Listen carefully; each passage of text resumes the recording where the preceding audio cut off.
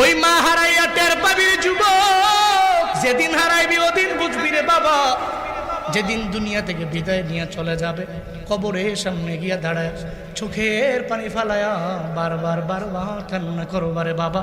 ওদিন কানলেও তোমার মা তোমার ডাকে সাড়া দিবে না, ওদিন কান্না করলেও তোমার বাবা তোমার ডাকে সাড়া দিবে না। এই জন্য তো বারবার আবদার জানাই, তুমি যখন মা বাবারে হারাইবা তখন এদের কদরটা তুমি সুন্দর করেই বুঝতে পারবা, কোরায় গন্ডায় বুঝতে পারবা। এই যে আমি জুনায়েদ আল হাবিব মা বাবার বয়ান করি, প্রবাসীরা শুই না চোখের পানি ফালায়া ফালায়া কান্দে রে। গালফের এমন কোন রাষ্ট্র নয় যেই রাষ্ট্রের ভিতরে প্রবাসীরা আমাদের বয়ান শোনে না।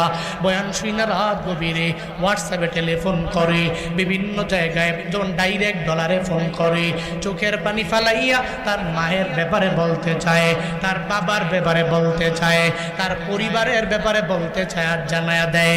এই যে বয়ান শেষ করে গাড়িতে যাব, এরপরে প্রবাসীদের ফোনগুলো শুরু হয়, এরা হোয়াটসঅ্যাপে টেলিফোন করে, একজনে একজনের দুঃখগুলো বললে, হুজুর দুঃখগুলো বললে আমার মনটা একটু শান্তি হয়ে যায়।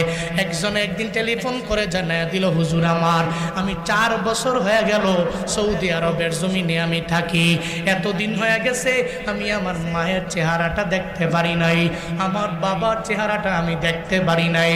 আমার মা বাবার কথা আমার যখন মনে পড়ে যায়, আমি আমার সঙ্গে সঙ্গে আমার কফিলে জানাইলাম আমি আর এই জায়গায় থাকতে পারি না, আমার ছুটি দেওয়া লাগবে।